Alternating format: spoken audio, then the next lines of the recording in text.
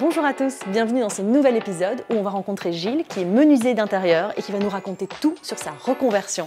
C'est parti!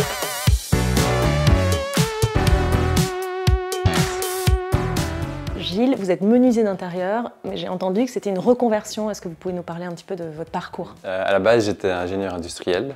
J'ai fait 5 années d'études à l'ECAM à Bruxelles. J'ai bossé dans l'industrie et puis on s'est expatrié avec ma compagne en Suisse. Et c'est là que la réorientation s'est faite par un besoin d'autre chose et d'un retour un peu à la matière et au terre-à-terre. Et donc j'ai repris une formation là-bas en alternance. Et puis ça m'a donné suffisamment de bagages que pour rentrer en Belgique et professer en tant qu'indépendant depuis 4 ans maintenant.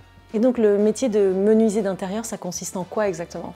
Alors ça va être, dans mon cas, surtout répondre à un besoin d'un client, de quelqu'un qui a besoin de rangement et de mêler pratique et esthétique. Et donc qu'est-ce qui vous plaît à vous dans votre métier? C'est un peu ce retour aux sources un peu de la matière et du contact humain que je retrouvais moins dans l'industrie à l'époque. Ce que j'adore, c'est le fait de penser, imaginer un nouvel aménagement intérieur avec un client. C'est une vraie collaboration. Et que X mois plus tard, ce meuble soit là et que le client soit content. Ça me donne beaucoup de sens à ce nouveau métier. J'aurais envie de redonner un peu de valeur à ces métiers-là en fait. Et au fait que c'est pas grave d'être en professionnel ou de faire une alternance.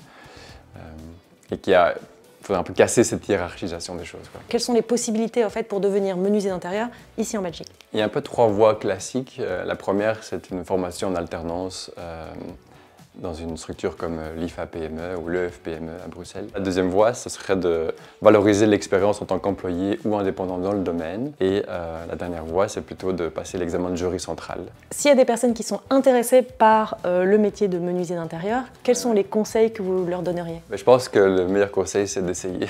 Okay. Et à partir du moment donné où il y a une petite flamme en nous qui naît, il faut se donner les moyens d'aller voir en fait. Donc selon vous, quelles sont les compétences clés qu'il faut avoir donc, en tant que menuisier d'intérieur et en tant qu'indépendant aussi? Je crois qu'un bon dénominateur commun, c'est une certaine rigueur dans ce qu'on entreprend. La menuiserie particulièrement, on travaille au millimètre et donc il faut être assez précis et vouloir aller chercher ces millimètres à gauche et à droite. Là où d'autres secteurs de la construction ont des tolérances plus larges.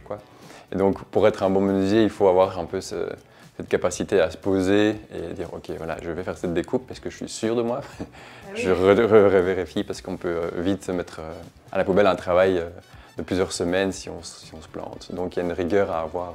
Donc merci Gilles pour votre temps et d'avoir partagé avec nous votre parcours et votre passion pour le métier. Avec plaisir. Et je vous dis à bientôt.